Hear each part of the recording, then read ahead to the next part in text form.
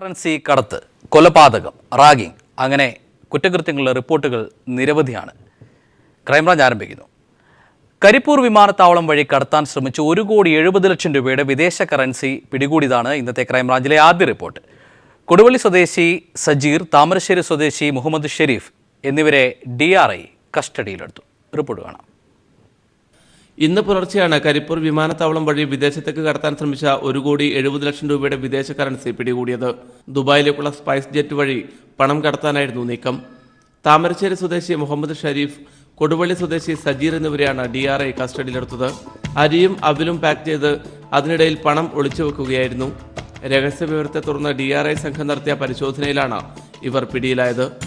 Qatar, Saudi റിയാലുകളാണ് പണത്തിൽ ഭൂരിഭാഗവും. കള്ളക്കടത്തിന്റെ ഭാഗമായാണ് വിദേശ കറൻസി കടത്താൻ ശ്രമിച്ചതെന്നാണ് പ്രാഥമിക നിഗമനം. News bureau, Kozhikode. റാഗിങ്ങിനെ തുടർന്ന് 1ാം വർഷ നഴ്സിംഗ് വിദ്യാർത്ഥിനി ആശുപത്രിയിൽ. Sultan Bathery assumption college ഹോസ്റ്റലിലാണ് ragging നടന്നത്. സീനിയർ വിദ്യാർത്ഥികൾ 1ാം വർഷക്കാരെ മാനസികമായി പീഡിപ്പിക്കുന്നെന്നാണ് രക്ഷിതാക്കളുടെ ആരോപണം. റിപ്പോർട്ടിലേക്ക്.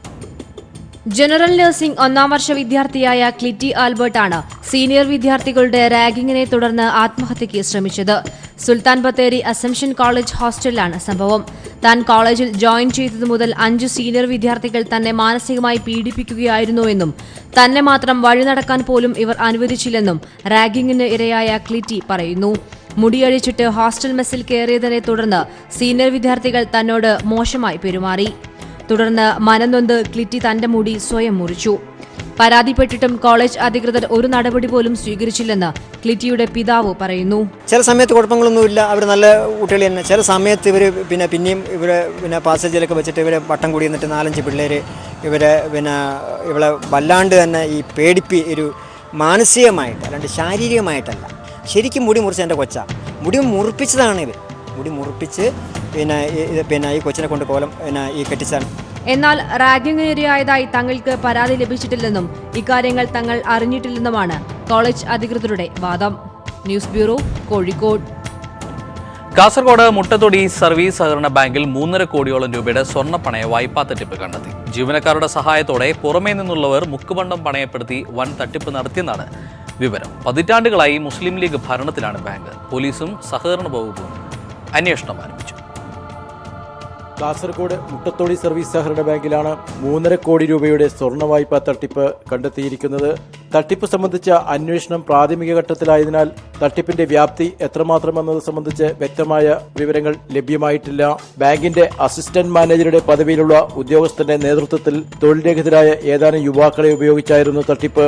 മുക്കുപണ്ടം പണയമായി സ്വീകരിച്ച് ലക്ഷങ്ങളുടെ വായ്പ വിവിധ വ്യക്തികളുടെ പേരിൽ നൽകുകയായിരുന്നു. വായ്പാ തുക ജീവനക്കാരൻ തന്നെ എടുത്ത ശേഷം പണയാപേക്ഷ നൽകിയ യുവാക്കൾക്ക് നാമമാത്ര വിഹിതം നൽകുകയായിരുന്നു. സംഭവം സംബന്ധിച്ച് ഊർജിത അന്വേഷണം ഉണ്ടാകണമെന്നും കുറ്റക്കാർക്കെതിരെ കർശന നടപടി സ്വീകരിക്കണമെന്നും CPIM കാസർഗോഡ് ഏരിയ കമ്മിറ്റി അംഗം TMA കരീം ആവശ്യപ്പെട്ടു. ഇത്രയും വലിയ കൊള്ള UDF ഭരിക്കുന്ന ബാങ്കിനകത്ത് നടത്തിയിട്ട് ആ പ്രതികളെ സംരക്ഷിക്കുന്ന നിലപാടാണ് ബാങ്ക് നേതൃത്വം കൈകൊള്ളുന്നത്. അടിയന്തരമായിട്ടും അവിടെ നടക്കുന്ന എല്ലാതരം കൊള്ളയെക്കുറിച്ചും വിശദമായിട്ടുള്ള ഒരു അന്വേഷണം നടത്തണമെന്ന് ഞങ്ങൾ ആവശ്യപ്പെടുകയാണ്. സ്വർണ്ണപ്പണയ വായ്പകളിൽ തിരിച്ചടവിലുണ്ടായ വലിയ കുറവ് ശ്രദ്ധയിൽപ്പെട്ട അന്വേഷണത്തിലാണ് മുക്കുപണ്ട വായ്പാ തട്ടിപ്പ് പുറത്തുവന്നത്. തുടർന്ന് വിദ്യാനഗർ പോലീസിൽ പരാതി നൽകിയെങ്കിലും തട്ടിപ്പ് ഒതുക്കി തീർക്കാൻ ശ്രമം നടക്കുന്നതായി ആരോപണമുണ്ട്. News bureau, Kasaragod. കൊല്ലം വാളകത്ത് ആക്രമണത്തിനിരയായ അധ്യാപകന് സസ്പെൻഷൻ ലഭ്യമായി. സർട്ടിഫിക്കറ്റ് വ്യാജമാണെന്ന് കാണിച്ചാൽ ആണ് സസ്പെൻഷൻ. സ്കൂൾ മാനേജർ R ബാലകൃഷ്ണപിള്ളയാണ് അധ്യാപകനെ സസ്പെൻഡ് ചെയ്തത്. സ്കൂൾ തുടങ്ങിയതിന്റെ അടുത്ത ദിവസമാണ് കൃഷ്ണകുമാറിനെ school manager R Balakrishnapillai suspend ചെയ്തത്. കൃഷ്ണകുമാറിന്റെ B.Ed സർട്ടിഫിക്കറ്റ് വ്യാജമാണെന്നും അംഗീകൃത കോഴ്സിലല്ല പഠിച്ചതെന്നും കണ്ടെത്തിയതിന്റെ അടിസ്ഥാനത്തിലും ഇതുമായി ബന്ധപ്പെട്ട് പുനലൂർ കോടതിയിൽ കേസ് നിലനിൽക്കുന്നതിനാലുമാണ് നടപടിയെന്ന് സ്കൂൾ മാനേജ്മെന്റ് വ്യക്തമാക്കി. എന്നാൽ 2012 തന്നെ ഇതേ പരാതിയിൽ DU അന്വേഷണം നടത്തി വ്യാജ സർട്ടിഫിക്കറ്റ് അല്ലെന്ന് കണ്ടെത്തിയിരുന്നുവെന്നും ഇപ്പോൾ തനിക്കെതിരെ പ്രതികാര നടപടിയാണ് സ്വീകരിക്കുന്നതെന്നും കൃഷ്ണകുമാർ പറഞ്ഞു. ഈ നടപടി, എനിക്കെതിരെയുള്ള ഈ നടപടി തികച്ചും പ്രതികാരപരമായിട്ടുള്ള ഒന്നാണ്. എൻ്റെ സർട്ടിഫിക്കറ്റുമായിട്ട് ബന്ധപ്പെട്ട എല്ലാ പരിശോധനകളും പൂർത്തിയാക്കിയാണ് DO പൂർത്തിയാക്കിയിട്ടുള്ളത്. ന്യൂസ് ബ്യൂറോ, കൊല്ലം. ജിഷ തന്റെ മകൾ തന്നെയാണെന്ന് അച്ഛൻ പാപ്പു. പി തങ്കച്ചന് കേസിൽ ബന്ധമുണ്ടെന്ന് കരുതുന്നില്ല. ജിഷ കേസിൽ നിലവിലെ പോലീസ് അന്വേഷണത്തിൽ തൃപ്തിയില്ലെന്നും എന്നാൽ ഉന്നത ബന്ധം ജിഷയുടെ മരണത്തിന് പിന്നിലുണ്ടെന്നും പാപ്പു പറഞ്ഞു. തിരുവനന്തപുരത്ത് പോലീസ് മേധാവി ലോക്നാഥ് ബെഹ്റയ്ക്ക് പരാതി നൽകിയ ശേഷം മാധ്യമങ്ങളോട് പ്രതികരിക്കുകയായിരുന്നു അദ്ദേഹം. ഈ തങ്കച്ചൻ്റെ ബലം കൈയാണ് എന്നുള്ള കാര്യം ജനങ്ങൾ കൈയോട്ടിപ്പാടി ഞാൻ കേട്ടതാണ്. ഞാൻ പറഞ്ഞിട്ടില്ല, ഇപ്പോഴും ഞാൻ പറയാൻ തയ്യാറല്ല. ഞാൻ പറയില്ല അങ്ങനെ. കാരണം വാർത്തകൾ വന്ന കാര്യത്തിൽ എനിക്ക് പറയുന്നതല്ല. പക്ഷേ 2 മക്കൾ എൻ്റെ ആണെന്ന വിശ്വാസമായിരുന്നു എനിക്ക്. ഇപ്പോഴും അങ്ങനെ തന്നെയാണ്. പിന്നെ ഇപ്പം നടക്കാൻ തൃപ്തിയില്ല. നിർദ്ദിഷ്ട ഹരിപ്പാട് മെഡിക്കൽ കോളേജിനായി ഏറ്റെടുത്ത നിലം നികത്തുന്നതിന് തയ്യാറാക്കിയ റിപ്പോർട്ട് കൃത്രിമമായി ചമച്ചത്. റിപ്പോർട്ട് കൃത്രിമമെന്ന് പാടശേഖര സമിതി അംഗം പീപ്പിൾ ടിവിയോട് പറഞ്ഞു. നിലം നികത്തുന്നതിന് പാടശേഖര സമിതിയുടെ റിപ്പോർട്ടാണ് സർക്കാരിന് നൽകിയിട്ടുള്ളത്. അതേസമയം നിലം നികത്താൻ അനുവദിക്കില്ലെന്ന് കൃഷി വകുപ്പും നിലപാട് സ്വീകരിച്ചു. നിർദ്ദിഷ്ട ഹരിപ്പാട് മെഡിക്കൽ കോളേജിന് വേണ്ടി 25 ഏക്കർ സ്ഥലമാണ് ആദ്യഘട്ടത്തിലെടുക്കുന്നത്. 7/12/2005 സ്ഥലമെടുപ്പ് നടപടികൾ ആരംഭിച്ചത്. നിലവിൽ 13.5 ഏക്കർ സ്ഥലമാണ് എടുത്തിട്ടുള്ളത്. ഇതിൽ 1.5 ഏക്കർ മാത്രമാണ് പുരയിടമായിട്ടുള്ളത്. ബാക്കി 12 ഏക്കർ വയലാണ്. ഇത് നികത്തുന്നതിനായി 3/3/2016 ജില്ലാ കളക്ടർ കൃഷി വകുപ്പിനെ സമീപിച്ചെങ്കിലും അനുമതി നൽകാൻ കൃഷി വകുപ്പ് തയ്യാറായില്ല. പിന്നീട് തണ്ണീർത്തട സംരക്ഷണ സമിതി എന്ന പ്രാദേശിക സമിതിയുടെ അംഗീകാരമെന്ന നിലയിലുള്ള ഉത്തരവാണ് നിലം നികത്തുന്നതിനായിട്ട് ഉപയോഗിച്ചിട്ടുള്ളത്. കരുവാറ്റ കൃഷി ഓഫീസർ, പഞ്ചായത്ത് പ്രസിഡന്റ്, 3 കർഷകർ ഇവരാണ് ഈ സമിതിയിൽ അംഗങ്ങളായിട്ടുള്ളത്. എന്നാൽ നിലം നികത്തുന്നതിനായുള്ള യോഗത്തിൽ താൻ പങ്കെടുത്തില്ല എന്നും കൃത്രിമ റിപ്പോർട്ടാണ് തയ്യാറാക്കിയിരിക്കുന്നതെന്നും സമിതി അംഗമായിട്ടുള്ള കർഷകൻ തന്നെ പറയുന്നു. പിന്നെ ഇത് നിങ്ങളുടെ നമുക്ക് യാതൊരു ബന്ധമില്ല. അതെന്തെങ്കിലും ഉണ്ടെങ്കിൽ കൃത്രിമമായിട്ട് നടന്നതായിരിക്കാം. അതിന് എന്ത് തെളിവ് വേണേലും തരാം. 25 ഏക്കർ സ്ഥലമാണ് ആശുപത്രിക്ക് വേണ്ടി വരിക. ഇതിൽ 90% നിലമാണ്. ഈ നിലം നികത്തിയാണ് സ്വകാര്യ വ്യക്തികൾക്ക് ഭൂരിപക്ഷം ഓഹരിയുള്ള ആശുപത്രി പണിയുന്നതിനായി തീരുമാനിച്ചിരിക്കുന്നത്. ഇതിനെതിരെ പ്രതിഷേധം ശക്തമായി വരികയാണ്. പൊതു ആവശ്യമെന്ന പേരിലാണ് ജില്ലാ കളക്ടർ ഇത് നികത്തുന്നതിനായി കൃഷി വകുപ്പിന്റെ അനുമതി ആവശ്യപ്പെട്ടത്. എന്നാൽ കൃഷി വകുപ്പ് അനുമതി നൽകിയിട്ടില്ല. മാത്രമല്ല സർക്കാരിന്റെ ഭാഗത്തു നിന്നും ഇതിന് അനുമതി ലഭിച്ചിട്ടില്ല. ഈ സാഹചര്യത്തിൽ വയൽ നികത്തി എങ്ങനെ ആശുപത്രി പണിയുമെന്ന ചോദ്യമാണ് ഇപ്പോൾ ഉയർന്നു വരുന്നത്. ഹരിപ്പാട് മെഡിക്കൽ കോളേജ് പണിയാൻ ഉദ്ദേശിക്കുന്ന സ്ഥലത്തു നിന്നും 12 കിലോമീറ്റർ അകലെ ഗവൺമെൻറ് മെഡിക്കൽ കോളേജുള്ള സാഹചര്യത്തിൽ കോടികൾ ചിലവഴിച്ച് വയൽ നികത്തി എന്തിനാണ് പുതിയ ഒരു മെഡിക്കൽ കോളേജ് എന്നാണ് ഹരിപ്പാട് നിവാസികൾ ചോദിക്കുന്നത്. ക്യാമറാമാൻ ഇല്യാസിനൊപ്പം ഷാജഹാൻ. ഹരിയാനയിൽ ഫത്തേബാദിൽ ബസ്സിന് തീപിടിച്ചു. ബസ്സിനുള്ളിൽ യാത്രക്കാരന്റെ പക്കലുണ്ടായിരുന്ന രാസവസ്തു പൊട്ടിത്തെറിക്കുകയായിരുന്നു എന്നാണ് പ്രാഥമിക നിഗമനം. ബസ്സിൽ 50ഓളം യാത്രക്കാരുണ്ടായിരുന്നു. 15 പേർക്ക് പരിക്കേറ്റു. തീപിടുത്തത്തെപ്പറ്റി പോലീസ് അന്വേഷണം നടത്തിവരികയാണ്.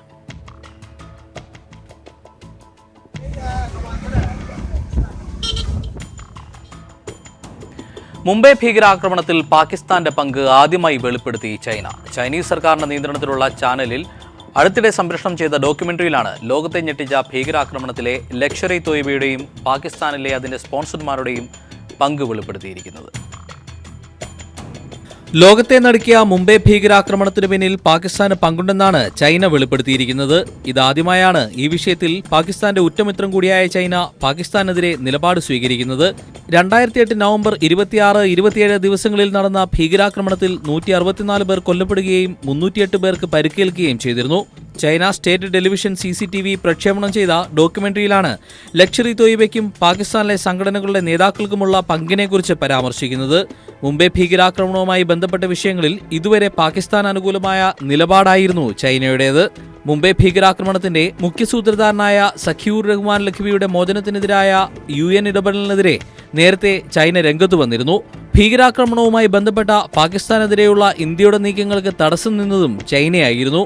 ഹാഫിസ് സയ്യിദ് അടക്കമുള്ള തീവ്രവാദികൾക്കെതിരെ UN നടപടികളെ എതിർക്കുകയും പാകിസ്ഥാന് പിന്തുണ നൽകുകയും ചെയ്യുന്ന നിലപാടാണ് ചൈന ഇതുവരെ സ്വീകരിച്ചു വന്നത്. News desk. കുപ്രസിദ്ധ കുറ്റവാളി ദാവൂദ് ഇബ്രാഹിം ഇന്ത്യയിൽ വൻ സ്ഫോടന പരമ്പരയ്ക്ക് പദ്ധതിയൊരുക്കിയതായി ഇന്റലിജൻസ് റിപ്പോർട്ടുകൾ.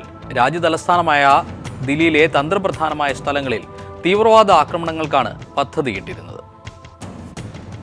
1993 മുംബൈ ആക്രമണത്തിന്റെ ശൈലിയിൽ ഇന്ത്യയിൽ വൻ സ്ഫോടന പരമ്പര നടത്താനാണ് കുപ്രസിദ്ധ കുറ്റവാളി ദാവൂദ് ഇബ്രാഹിം പദ്ധതിയൊരുക്കിയതെന്ന് ഇന്റലിജൻസ് റിപ്പോർട്ടുകൾ പറയുന്നു.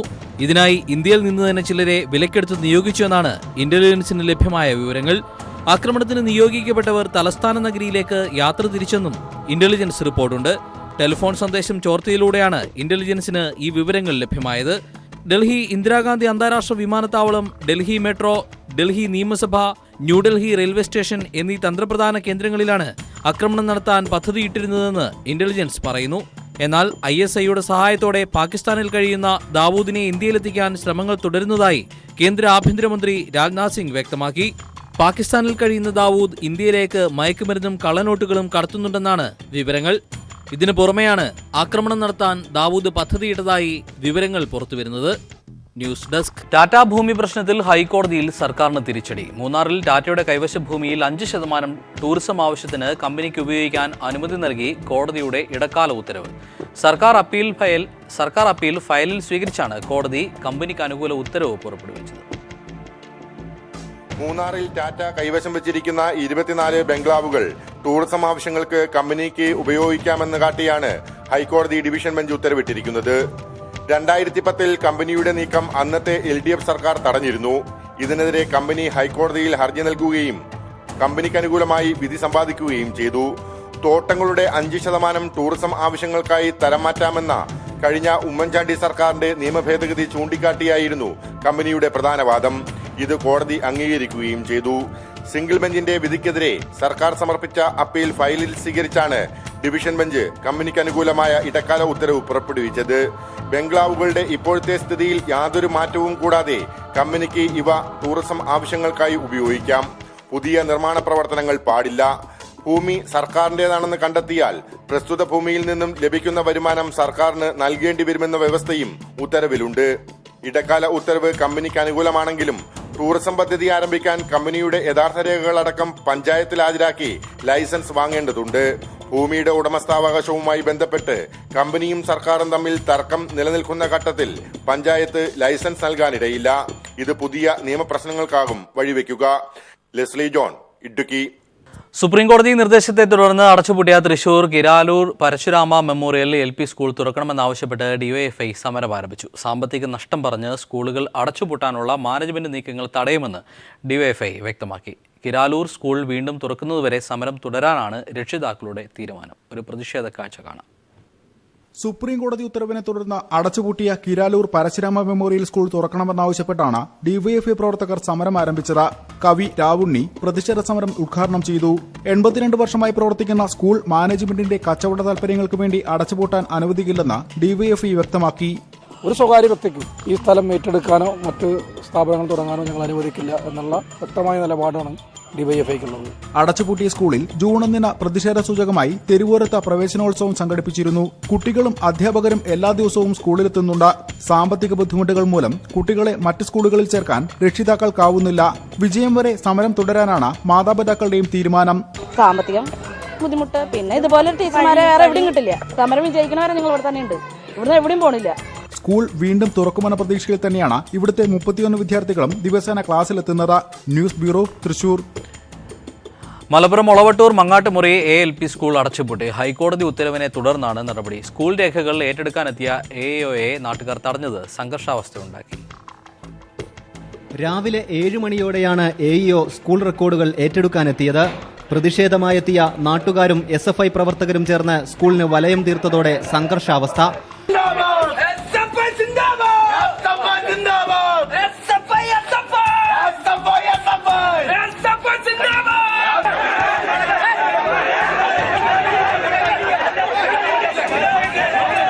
ഇവരെ അറസ്റ്റ് ചെയ്ത് നീക്കിയതിനു ശേഷമായിരുന്നു തുടർ നടപടികൾ.